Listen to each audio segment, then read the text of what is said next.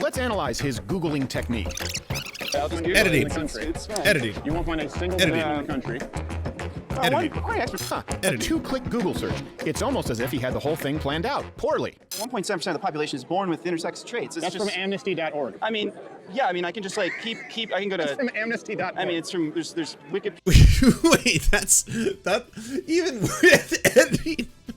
even with editing, even with like, you know, the post-production and everything, that was it. It was like, ad hominem, Amnesty International doesn't count.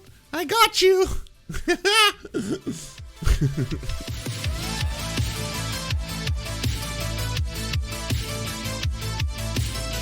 Oh, hello. Good news, everyone. Matt Binder, friend of the show. You may know him from The Majority Report or his new podcast series, which is also very excellent, about a scam economy, talking a lot about cryptocurrency and NFTs, apparently is now a superstar. Yes, so you will have to remember where you were before Matt Binder became super famous, because now he is on the front page of Louder with Crowder. Steven Crowder, yes, that's Steven Crowder. We have not done Steven Crowder in a while. We haven't watched Steven Crowder's videos. We kind of just, you know, don't really give him the time of day, because it's like, it's really bad shit. It's not only a combination of being deeply, deeply horrifying, transphobic, homophobic, racist, all that kind of shit, but it's also really powerfully unfunny. Like, not unfunny in the like, this is ironically funny, like unfunny in the like, this hurts. It hurts to sit through. It hurts to watch. It's like, the cringe is so high. It's just a painful experience. But the fact that Matt Binder is featured does spike my interest a little bit, okay? So Steven Crowder just released his college campus debate with Stephen Zeddy, and folks, Crowder watches my YouTube channel, confirmed. Huge. Steven Crowder's producer confirms he's a big fan of the show. Basically this, smug hotshot Zeddy sat down and tried to dox Crowder's vehicle afterwards. All we did was track him. I still don't know who this guy with a little YouTube channel is, or why this is considered a win for him. I'm starting to really understand why Steven Crowder fans think he's funny. That's not what he said. That's not what he said. He's got a real obsession with anyone Majority Report related, and also definitely searches his name on the daily. What a clown. It's not hard to search up someone's name who's active on social media. It's funny how you ignored the part where your idol Zeddy got destroyed. Basically this, smug hotshot Zeddy sat down and tried to dox Crowder's vehicle afterwards. All we did was track him. I still don't know who this guy is with the little YouTube channel, or why you describe. Alright, let's see what this is all about. Here's a PubMed, NCBI, and like this is a medical journal. So I mean, like, Hold on a second. Let me actually. Hold on a second. You know what? Okay, you know what? Just hold it up for me. Hold it up for me. 0.0018%, almost 100 times lower than Fausto Sterling estimate of 1.7. So it is because they are. Can you hold that up to the camera? Almost hour-long discussion. But in case you've forgotten, civility wasn't exactly on everybody's mind that day. And these are adults acting this way in college. At UNT, the Harvard of Denton County, no less. And I had to wonder, why would college students ever think it's acceptable to behave this way?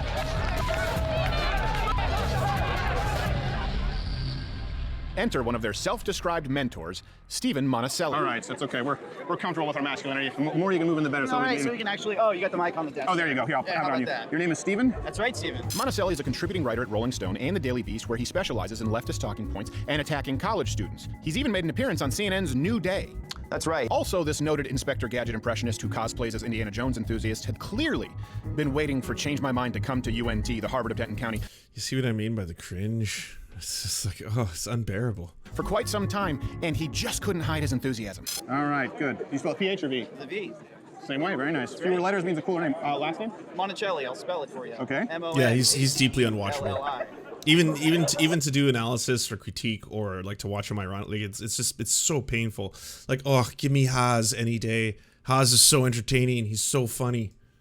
So German. Italian. Boy, missed all of that one.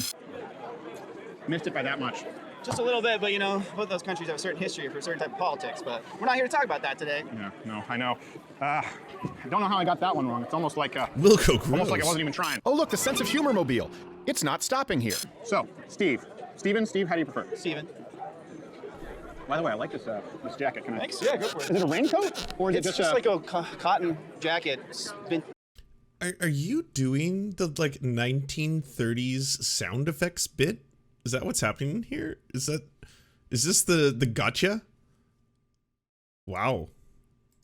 Like, I guess, surplus. Okay, Military well, the whole surplus. outfit works. Thanks. So, Stephen, I don't know how familiar you are at all with what we do with this kind of installment is, but it's basically a way where we can hopefully rationalize our positions on controversial topics. A lot of the times, people can have somewhat rational conversations on topics that maybe don't evoke an emotional response, and then it all goes out the window, as you've seen here on college campuses with dancing Yoda and people throwing milkshakes and screaming and all these kinds of things, which we generally like to avoid. Now, spoiler alert, this is about to go sideways very quickly. So today's topic is one obviously we planned for a while, but now it's in the news because of Leah Thomas. I don't believe that biological males should be allowed to compete with women, biological females in women's sports. If you disagree with me, I'm more than happy to hear your case and you change my mind. So I guess before we get into it, what is your definition of the term biological female? Is that something that would include people who are assigned female at birth that were born intersex? So this is interesting that you're bringing up this point intersex. You're talking about the 0.01% of the population. It's about 1.5, 1.7, because there are surgeries that are done to babies, when they're born, Yeah. and then they assign them a gender. So let me address two different points here. Sure. First off, what I'm saying with biological males and females is the overwhelming majority of people, of course, across the globe. I don't get why conservatives, if they want to continue to have this debate, aren't willing to even learn the basic terminology. Like, I never hear, I know they're doing it to be bigots. I know they want to add that extra layer, and they have to, so that's why they use terms like biological male, biological female.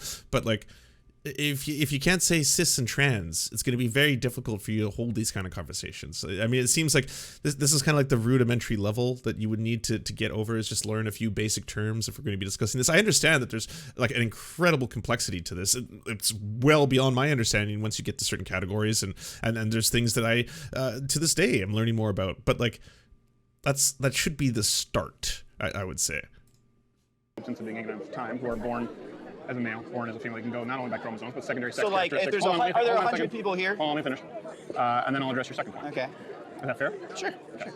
So doctors, for example, fill out male or female.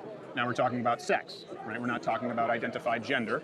I'm assuming that you would agree So that you sex agree is a there's biological term and gender is There's a social difference between. I understand that's how gender theory is presented, certainly in gender studies on college campus. Sure. With intersex, it's about 0.01% of the population, and the vast majority of them, Once again, it's the vast majority of them don't require any kind of a sex change. That's actually not an accurate statistic. It is an accurate statistic. I can pull up I the don't make Google all the statistic references available. Right now, it's 1. I make all my references available. 1.5% of the population is not intersex. I make all my references available.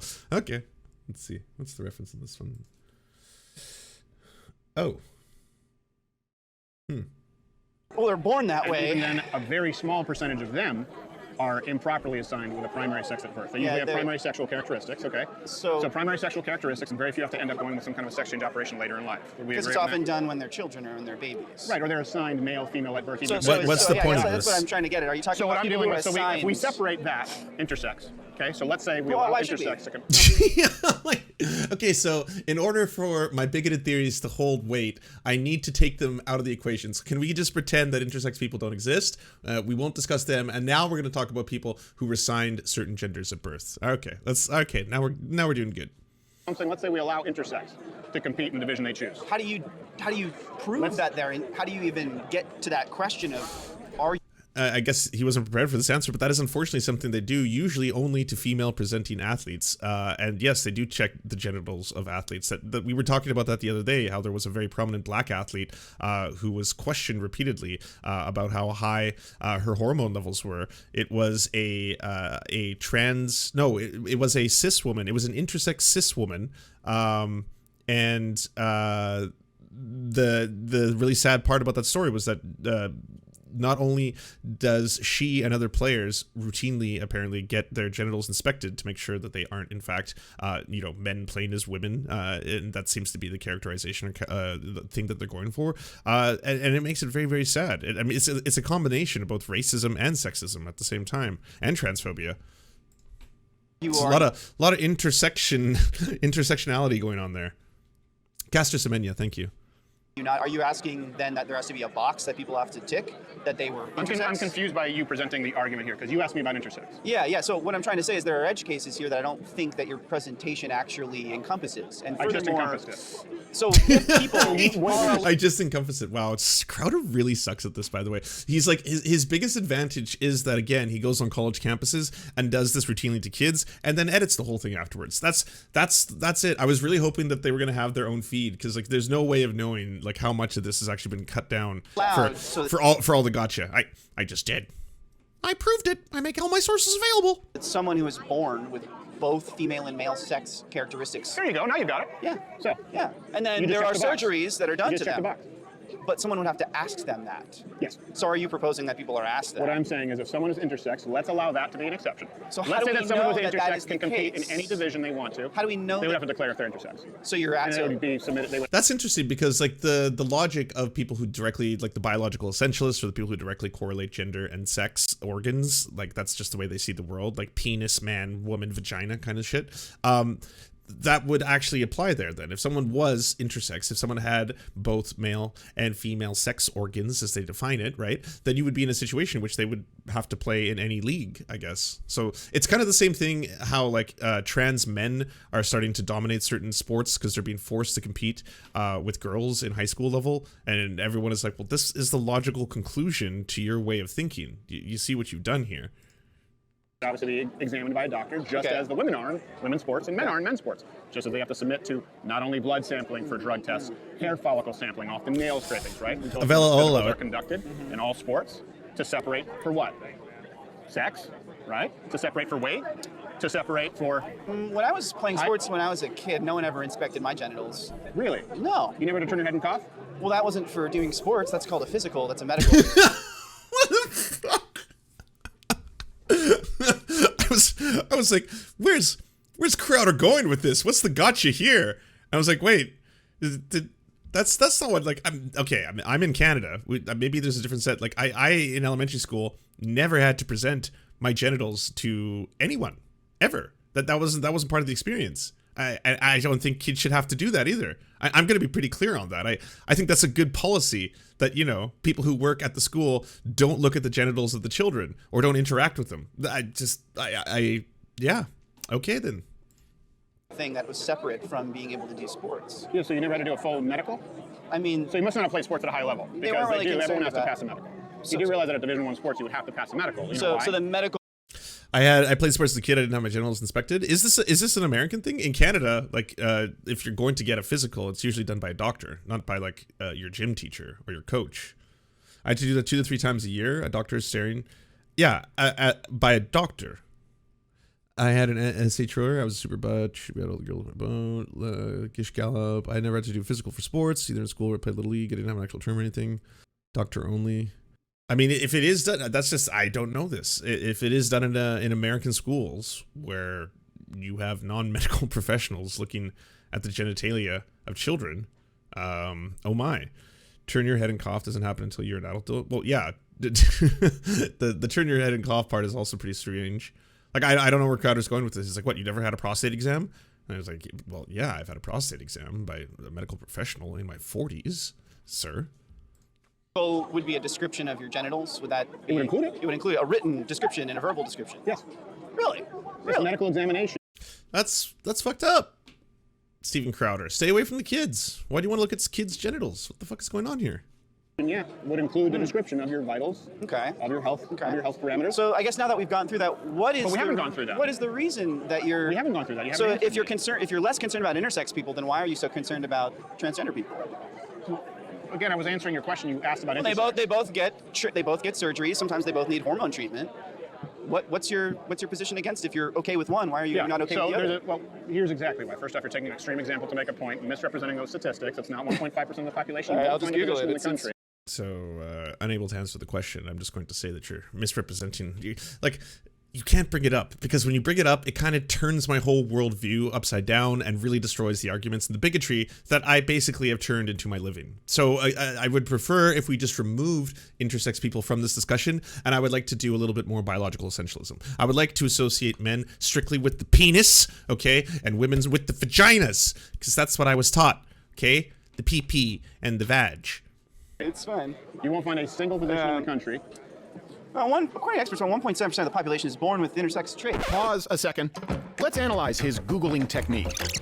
Editing. It's fine. Editing. You won't find a single Editing. position in the country. Editing. According to experts, Huh, a Editing. two-click Google search. It's almost as if he had the whole thing planned out. Poorly. 1.7% of the population is born with intersex traits. It's That's just, from amnesty.org. I mean, yeah, I mean, I can just like keep. I can go That's to. from amnesty.org. I mean, it's from there's Wikipedia. Wait, that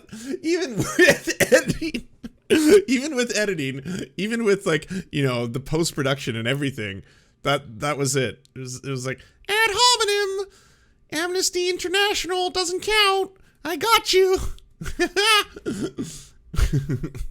Wikipedia. There's plenty Yes, Amnesty and Wikipedia. Okay. There's I'll make here's my a references PubMed, available. NCBI, Oh wow, this one looks really bad on Steven. I'm surprised he uploaded it and didn't just cut this part out. But that like, it shows you how low the bar is. Like the bar could be that low where all he has to be like, oh, of course, Amnesty International. It's not a source. Nope. Wikipedia. No, it doesn't count. Anyone can write it. Anyone can write that Wikipedia. It could have been you. and like this is a medical journal. So I mean, like, You know, look, hold on a second. Let me actually, hold on a second. Let you know what? 'Cause okay, you know what? I Just would hold it up for me. encourage Hold it up for me. anyone that Hold it up for me. wants to do Because you this. just brought up PubMed and it didn't Yeah. reflect what you just reflected. So abstract. 0.0018%, almost 100 times lower than Fausto Sterling estimate of 1.7. So it is because they are. Can you talking hold about that up to the camera? chromosomal Sex. Can you hold that up to the camera? Inconsistent. Can you hold that up to the phenotypic camera? Sex. Yeah. So let's see. There's Can you hold it up to the camera? There's a debate about this, which is what we're having. Pause. Now, if you notice the shift, and I mean increase in my enthusiasm, it's because I was intensely familiar with the PubMed paper he was attempting to cite. And by cite, I mean blatantly misrepresent. And by blatantly misrepresent, I mean lie about. And this is the real value of Change My Mind in the conversations being included in their full context unedited. It's one thing to be able to lie about numbers to unsuspecting students in order to score. You didn't debunk him. You just said that his source doesn't count. You said Amnesty International doesn't count and Wikipedia doesn't count. Uh-oh. Political points. It's another to face accountability in real time. So Oh, it's time to learn together.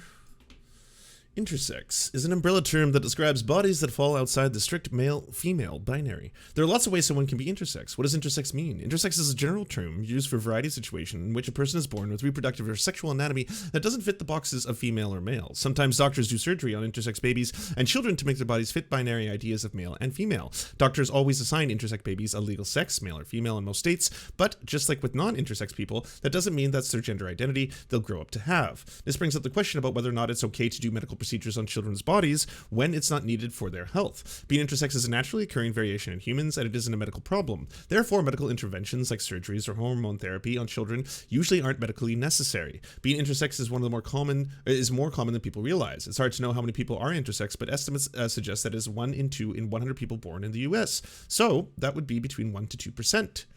Uh-oh. There are many different ways someone can be intersex. Some intersex people have genitals or internal organs that fall outside the male-female categories. I mean, I guess, you know, the Planned Parenthood thing would probably get blown out of the water by Steven Crowder because he would be like, Planned Parenthood, they do abortions. If a person's genitals look different from what the doctors and nurses expect when they're born, someone might be identified as intersex from birth. Other times, someone might not know that they're intersex until later in life, like when they go through puberty. Sometimes a person can live their whole life without discovering that they're intersex. Most of the time when a baby is born intersex, doctors and family decide on a sex, either male or female, and raise the baby as the gender expected of that sex. It's pretty common for surgery to be done on baby's genitals and also for the child to be given hormones to make them fit into female or male categories as they go through puberty. But activism by and for intersex people is growing, leading to some changes in our culture, which right now treats intersex as a medical problem instead of a natural, healthy way bodies can be. Today, more and more people believe in unnecessary surgery and other medical interventions shouldn't be done on intersex babies or children at all. Instead, intersex people should be allowed to decide for themselves when they're older if they want treatment or surgery. If you have a child who's intersex, the best thing you can do is support them, love them for who they are. It's also a good idea to find some support from other parents who have children who are intersex, and make sure your child has opportunities to connect with other children who are intersex. A good place to start here is Interact. And I'm looking at this study. Which one? Oh, this is the one that they're referring to. Applying, okay, let's see what this says. And Fossil Sterling suggesting that the prevalence of intersex might be as high as 1.7%, has attracted wide attention in both scholarly press and popular media. Many reviewers are not aware that this figure includes conditions which most clinicians do not recognize as intersex, such as Klinefelter syndrome, Turner syndrome, and late-onset adrenal hyperplasia. If the term intersex is to retain any meaning, the term should not be should be restricted to those conditions in which chromosomal sex is inconsistent with phenotypic sex, in which the phenotype is not classifiable as either male or female. Applying this more precise definition, a true prevalence of intersex is seen to be about 0.018%, almost 100 times lower than the Fossil Sterling's estimate of 1.7%. Oh my god, he's misrepresenting what this says as well. Holy shit. Crowder is not only terrible at what he does here, he's also a liar, and he's also duplicitous, and he's also editing this to make it seem way worse than it actually is, because yeah, this was not a gotcha. Let's rewind and zoom in and enhance on his screen. Unfortunately, the tech isn't good enough to get a crystal clear picture, but here's the actual PubMed article abstract. If the term intersex is to retain any meaning, the term should be restricted to those conditions in which chromosomal sex is inconsistent with phenotypic sex, or in which the phenotype is not classifiable as either male or female. Applying this more precise definition. This is not the gotcha you think it is, Stevie. The true prevalence of Man, this is the same thing that Lauren Southern does. Like, she'll just take like one or two lines of like the abstract and then be like, well, actually this study shows this. And it says that if you were to change the definition to not include these categories, it would reduce the amount of people who are identified as intersex by this number. But if we actually look at the people who are identified as intersex within the United States, that's currently at the percentage that he stated. Intersex is seen to be about 0.018%, almost 100 That number is lower! You see? times lower than the Fossil Sterling estimate of 1.7. Can you hold it up to the camera? There's a debate about this, which is what we're having. Yeah, you can. No wonder the social justice warrior / handler of Curious George shoved his phone back in his pocket faster than a crack pipe at the bordello. This is so sad. It's so fucking sad.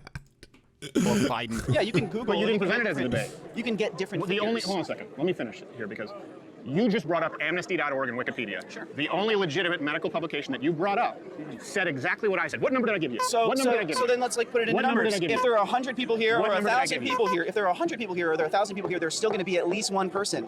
Look, if you're not still going gonna be at least if one truth person. doesn't matter to you, this isn't going to be a productive I'm conversation. actually giving the numbers. What number did I give to you? So you gave me 0.1%? 0.01%. 0.0%. What does that number from PubMed say? Let's see. It says 0.08, which would be 0.018%.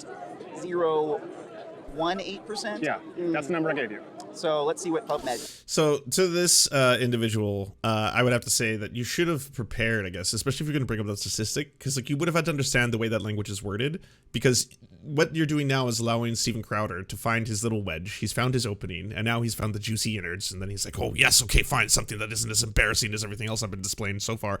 And now he gets to talk about how, like, well, I mean, that is just so statistically irrelevant that it shouldn't even be discussed. Because if we discuss this, if we add it to my worldview, as I've already said before, it kind of falls apart. All of this kind of falls apart. So can we just not bring them up? And the answer, even if you were not being a liar, even if you weren't trying to manipulate the data right now to be like, well, if we broaden or narrow the definition of what this word is, all of a sudden the numbers change. And it's like, yeah, that's how that works. Good job on identifying that. Anyways, when it comes to how organizations and broadly speaking medical communities are monitoring this, it would seem that they are taking the 1.7% statistic. So they are encompassing other conditions under that umbrella term intersex. So that, again, that's like Crowder. Just said.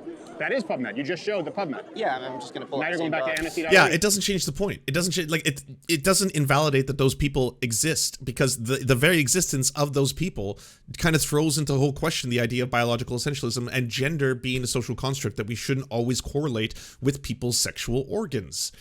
Because again, it doesn't serve a purpose. It ruins his worldview to think of this. You want to Wikipedia? So Take a look at the date on the PubMed article. Isn't it really old? I thought it was like from 2001. 2002. We have not come any further from the understanding of this since 2002. Amnesty International. Flimshaw. Don't bring up such things. my point is, look, you sit here and you spout numbers that are inaccurate. When you go to one legitimate medical journal, it says that it's actually 1,000 times lower. 20 fucking years So do you want to have old. a conversation about the topic at What hand, was our or do you wanna understanding keep of this embarrassing 20 yourself years with ago? lies? So, if you're going to accept that there are people in this world, no matter how rare that you think that they are. Yeah, see, that would have been, okay, so this is good, but that would have been, there's so many things you could bring up there, right? You could be like, well, that study is actually from 20 years old. So, I mean, in terms of its medical relevance to this, we would have to look at much more recent studies, of which here they are. In terms of the broad consensus of the scientific community, how do they use this term? This, again, it's an umbrella term that may encompass other, what could be, conditions in this field. And so if we look to where people identifying individuals who are intersex, it seems to be, broadly speaking, that is 1.7%. Even if it was, however, 0.0018%, that doesn't change anything. It doesn't mean, even if it becomes more statistically irrelevant to you, that doesn't change the fact that those people exist. And their very existence seems to call into question your worldview. That you're going to allow to participate in sports. No matter how rare your own sources say they are. No matter how rare that there are in existence, it doesn't matter what you think or what I think they exist. The numbers are the numbers. Do you believe that they exist?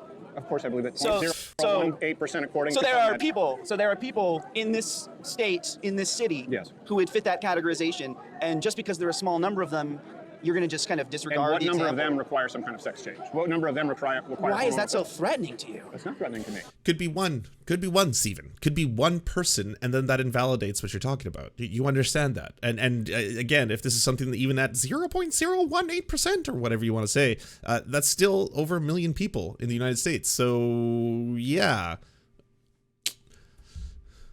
seems like it's more than one. It seems like it is. Well, what's bothering to me is intersexism is more common than schizophrenia. Really, I didn't know that, but we acknowledge schizophrenia exists. Well, I mean, we acknowledge intersex people exist as well. Steven Crowder is choosing not to. The broad consensus of the scientific community. There's so many things when it comes to conservatives trying to fight this and trying to come at it from the well, I have the data, I have the stats. Where you're like, well, yeah, but you're misinterpreting the data. And overwhelmingly, I'm not a scientist. Steven Crowder is not a scientist. So both of us have to refer to people who know infinitely more about these topics than we do, especially if it is a broad consensus amongst the scientific community. And there are areas where there isn't a consensus. There are areas where there isn't knowledge yet. There are areas where people are still learning, right? And that's one of the wonderful things about science. So there is going to be issues or points where we get to where all of a sudden it's like, well, this has reached the limits of human understanding, but we are trying to increase and further our knowledge in this topic. So I'll grant your number. I'll grant your number, and my argument is still the same. So what's the number of people there who are not accurately defined at birth by their primary and secondary sexual characteristics? So once again, it's about why is 0.2% of 0.01.8% of the population. And so because and what's the percentage of people that are competing in sports that are transgender? What's that number of the population? What's that percentage? The number of transgender people. Percentage of the total population. Yeah, and that are competing in sports. As far as the categories that they enter, they end up winning about 66%, for example, in track, upwards of 90% in strength sports like powerlifting and Olympic lifting. 90%? That's significant. Wow. So even when they make up 1% of the population when they enter into female sports, so they just dominate all sports. Every single category. So my question to you is, what do we do? I didn't know. Because you're supposed to sit here and Are we going to start talking about genetics as it relates to people winning sports? Is that what you want to do? Is that what you're asking? Sports are separated by biology, yes? I mean, what's the point of sports? To win. It don't matter if you win by an inch or a mile. Winning's winning. Playing it. Why is that funny? It just tells me a lot about who you are. The point of sports is not to win? I think a lot of people think there's more than one point to sports. I mean, so much of sports is it's happening, everybody. There's Matt Binder. There's Matt Binder in the Steven Crowder channel. He's famous now. People getting sweaty and rubbing around with each other. What's the point to winning an Olympic medal? I don't know. I mean, why? It's about the gold, Stephen. The glory of the gold. Why do we have the Olympics? And the shame of the silver. The glory of the gold and the shame of the silver. The first loser. That's what the silver medal is. To identify who the best is at sport. What is the historical reason why we have the Olympics? Do you mean you want to go back to pancration? I mean, I talk about, the modern reinvention of it. Okay, so... Fascist politics, all that kind of stuff. So you believe that people are competing, for example, in swimming, decathlon, biathlon, because of fascist politics? I think that the overarching mindset that sports is about, declaring dominance and that there's some sort of actual value in this idea of international representation of dominance in sports. Did you ever have fun in your life? You ever have fun playing sports? I didn't say it's about representing international dominance. No, but I'm saying is you said it's all about winning. So I said, what is the point of sports? What is the point of sports? I think sports is a lot about having fun and making relationships with people and do you think camaraderie. It's fun to make the Olympic medaling platform? Think that's fun? Go on, think. Is it fun? No, sir. No. No, sir. Absolutely not? Zero fun, sir. All right. I mean, it must provide a sense of accomplishment, Why? a sense of joy, because they worked hard to get there. And the joy and accomplishment comes from what? Working Hard to and get honest there, I work. guess. Wouldn't you going to great lengths to avoid the term winning a medal? I mean, hey, if you get second place and you're a spoiled brat about it, I think a lot of people would think you're kind of lame. Do you think that the Olympic silver medalist who took second place to Leah Thomas, who wouldn't be ranked top 500 in the male division, is being a spoiled brat? Well, what is your solution?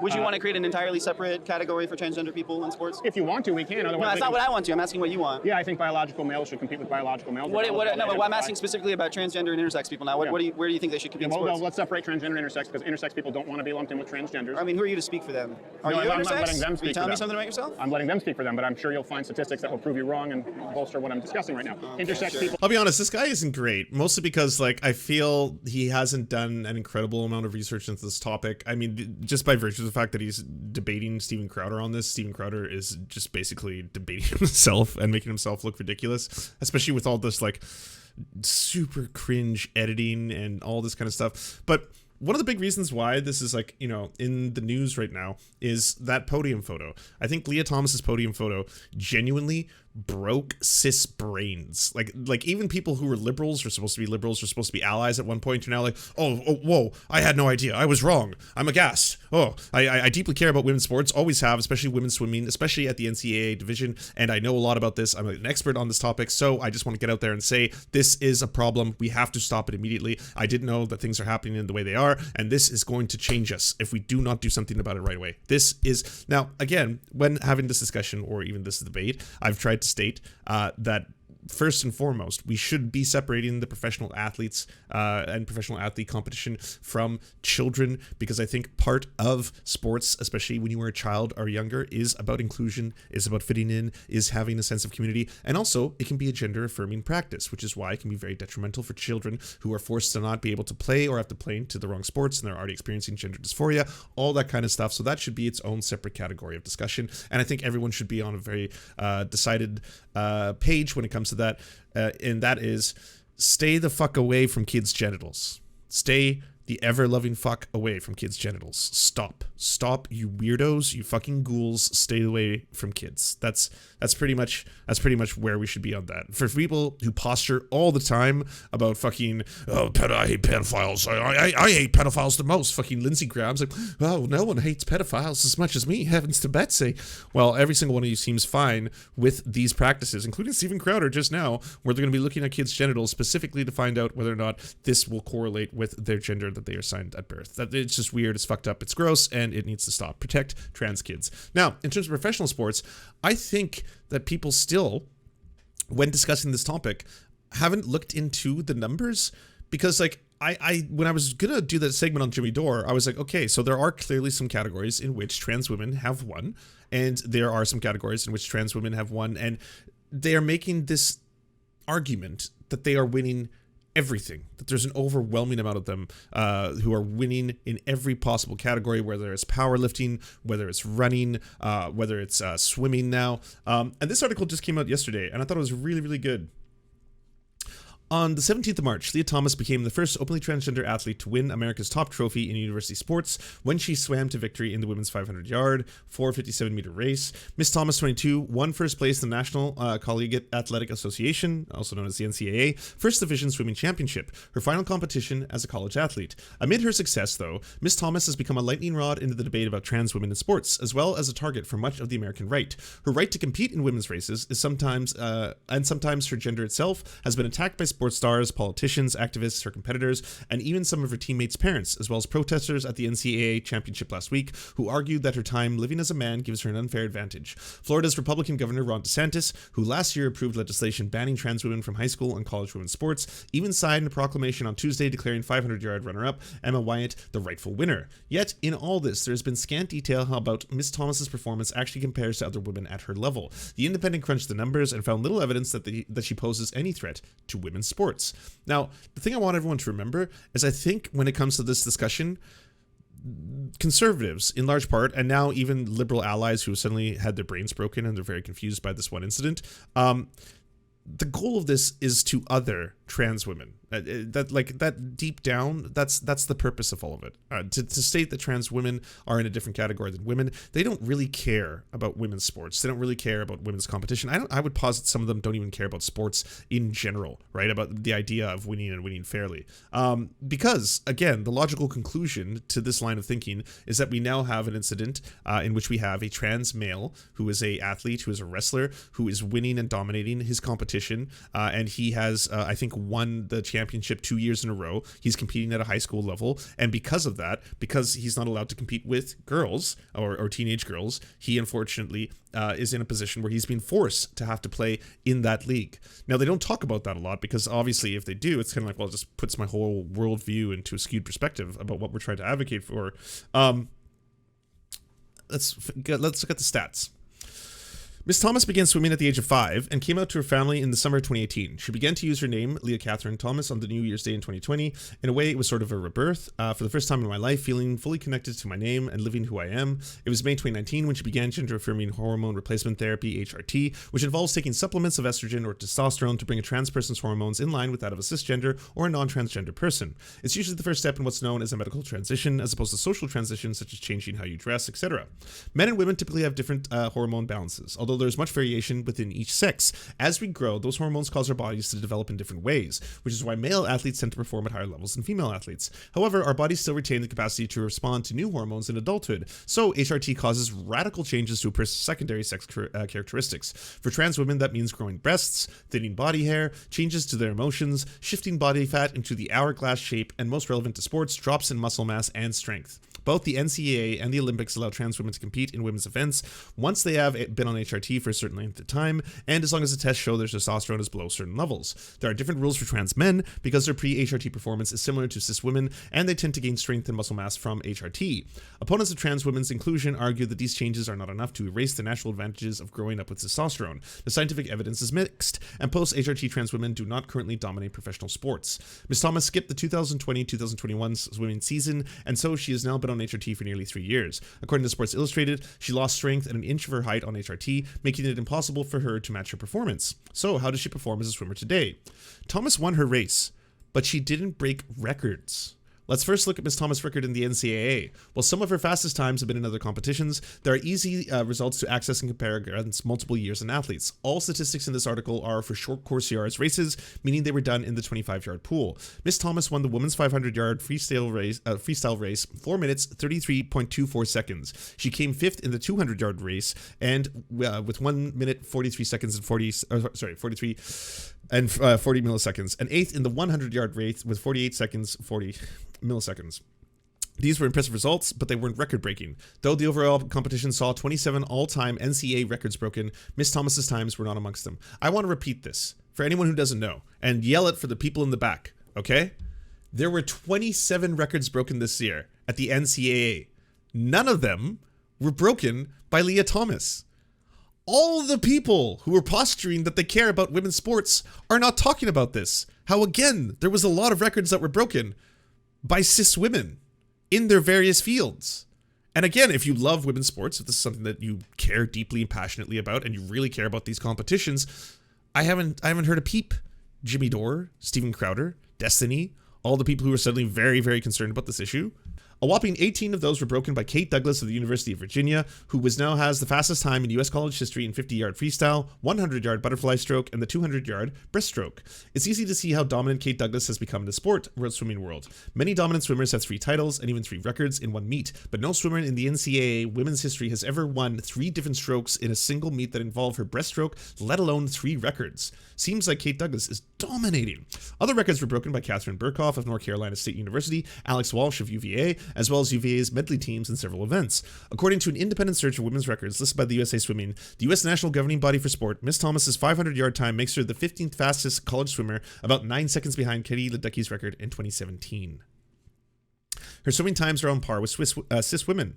How do these times compare to other women in the top ranks of the U.S. college swimming? The Independent compiled a data set of swim times for the top NCAA women's finishers over the last 6 years of competition in various events. 2020 was excluded because NCAA championships were canceled that year due to the pandemic. In other words, this data only includes the absolute best college swimmers in these events. It goes back far enough to cover Katie Ledecky's 4 minutes, 24 seconds, and 6 milliseconds record in the 500-yard race, and Missy Franklin's 1 minute, 38 seconds, and 10 milliseconds record in the 200-yard race, both of which still stand today. In this field, Miss Thomas's time in the 500-yard is the 8th fastest out of 56. That is notable because there are only 7 events in the dataset, meaning that there are some where her time would have only placed her in 3rd. In the 100-yard race, her time is 55th out of 56 in the independent data. Her time is with the 200-yard race in 31st out of 5th. Her 500-yard time, 4 minutes and 33 seconds, 24 milliseconds, is just above average, while her 100-yard time is just below average, as is her 200-yard time. The independent also looked at the numbers for the 500-yard men's race, where Miss Thomas has competed at a high level in both men's and women's events from 2015 to 2021. There, her finishing time is more than 20 seconds below the men's average. Some critics of Miss Thomas' participation have pointed to her record before transitioning when she competed in men's races, claiming that moving into the women's has improved her overall position. Nancy Hogshead-Makar is an Olympic gold medalist swimmer and women's sports activist, wrote that Miss Thomas was never in that category of standout athlete, while the editor of Swimming World said Miss Thomas ranked 554th in the men's 200-yard freestyle, 65th in the 500-yard freestyle, 30 seconds in the 1650-yard freestyle. Yet, those comparisons may not be fair because HRT appears to have changed Miss Thomas' capacity over long distances. In men's races, her best events were 1,000-yard and 1650-yard freestyle, whereas in this year's NCAA championship, she did not compete in those at all. Kyle Stockwell, a former NCAA swimmer who helped draw attention to a fake Twitter account impersonating one of Miss Thomas' NCAA competitors, also noted that her 200-yard freestyle was not at full championship competition and was not tapered, meaning she did not reduce her training time to rest just before the race, as many swimmers do, to maximize performance. According to a search of the USA Swimming Records, in her last season, Miss Thomas competed in men's events. She came in 9th across the entire country in the 1,000-yard freestyle and 29th in the 1650-yard freestyle. Leah Thomas was an elite and competitive swimmer while on the men's team of the University of Pennsylvania, an event that would have had Leah in the top 30 to 40 in the country and right on the bubble of making the NCAAs. Schuler Bayar, one of the first openly trans swimmers in the NCAA men's first division, is now reportedly a friend and advisor to Miss Thomas. Similarly wrote, Leah was absolutely a standout athlete when she was competing on the men's team. It is far from abnormal and unlikely for an athlete to go from being ranked 11th to being first in the span of a few years. Miss Hogshead-Makar also drew attention to the difference between Miss Thomas's pre-HRT times, her times today, and her best time in the 500 yards, 5.6% slower before her transition, while in the 1,000 yards time, 7.5% slower, and in the 1650 yards time, 7.2% slower. That is less than 10 to the 11% gap that Ms. Hogshead-Makar says is usually found between men's and women's races. However, according to the LGBTQ site Outsport, the difference in the NCAA men and women's sport varies by distance: 11.2% for 200 yards, 7.2% for 500 yards, 6% for 1650 yards. It is also possible that Mrs. Thomas's old times do not represent how fast she'd swim had she never begun HRT. They date from an earlier point in her evolution as a swimmer, and therefore would not reflect any improvement in her technique and mindset since then. This is the only real case study. No one says a cis woman can't compete because she won. These statistics seem largely in line with those of trans athletes across the world, although trans women have been allowed to compete in Women's Olympics since 2004. None, and I repeat this, none have won a medal. Steven Crowder lying again. That's pretty huge thing. Something that should be brought up. You would think, because it really seems like the issue here is not about can trans women compete in sports. It's about can trans women win at sports. Because if they do, well, it calls into question my worldviews. So all of a sudden, it's like, oh no, what's happening here? Yet numbers can only tell us so much. Trans advocates argue that even if trans women were winning more competitions, they would not prove they had an unfair advantage, nor would it justify their exclusion from women's events. Indeed, it would be strange to contend that trans women should only be allowed to compete in sports as long as they never win anything. This argument should never be made. No one says a cis woman can't be allowed to compete because she didn't dominate. There isn't enough to prove that trans women can't be great athletes or win or even dominate. It is to prove that people are lying to you in order to turn you against trans women athletes, and I would say trans women in general. Hence, trans advocates say, why should a woman's gender history be treated differently from other natural body variations, especially when trans women in top competitions are already required to regulate their hormones to stay in play? So, there you have it, everybody. So this is Steven Crowder's producer, Tim the Toolman. Louder with Crowder, producer, video editor, production professional, fixer of everything, homebrewer. How do you block Wordle posts? Thank you. I like how they term the term "don't say gay" bill, but the letter of the law applies to elementary students. Why is it so important for the community to indoctrinate children into talking about sexual orientation? That poor kid, imagine growing up with two moms who didn't want to, and one of them likened having a female fetus inside her to rape. I can never imagine a person so narcissistic. The Daily Mail. This sounds like Steven Crowder's producer. Why the fuck do people even have gender reveal parties if no one can define a woman? This is a little clown world. High school biology, XX woman, XY man. Shouldn't be anything more than that. Definitely sounds like him. Oh, yeah, like I said, it's the picture that broke everyone's minds. Blair White, of course. They're dominating, just not first, second, or third places. Yeah, they haven't won any gold medals. I mean, imagine the day they do. Everyone will collectively lose their minds. It's like, it's very, it's like, it's inevitable. If you have people playing sports for a long time, they're eventually going to win awards. That's, you know, if you have groups of people playing sports for a very long time, that's, yeah. Do you enjoy the Serfs but prefer not to have to use your eyeballs? Many are saying this. Well, we've got the solution for you. It's the Serf Times in podcast form, available on most major podcasting networks now. If you enjoy it, please consider leaving a good review and feedback because it really helps the show out, apparently, and it's free, just like the podcast. To our gods, Xander Corvus and Peyton L. Just, we are prepared to conduct many a human sacrifices in your honor. To our monarch, Tom Spiker, we are but your humble yet incompetent jesters, trying in vain to bring some levity into your life. To our Lord Trevor R., we give you thanks for this meager plot of land for us to toil away our pathetic existence. To our brave knights, Carl Wauer, Tony, D.M. Rivera, Resident Scarecrow, Sir Nickus, Mayred, Cheryl Alvarez, Ruben Kelly, Brandon, Words Greenwood, Nate, Hegbert Celine, Matthew Scarborough, Stellar Vision, Ariane McCarthy, Daniel Sutton, Coulter Smith, Jenna Tal, Quiet 185, Anna Loves Riley, Omni, Riley and Anna, Poodlehawk, The Tim Caucus, Multimondi, Trevor Janis, Lemmy 101, Anthropophojak, Saren 42, Catherine, Ramon Acosta, Nkosin, Agent NDN, Violent Orchard, Political Puppy, Andreas Chiringuito, Zach Christensen, Todd Buckingham, and Todd Lajeunesse. We salute our mighty heroes off to conquest some bread in some far-off land.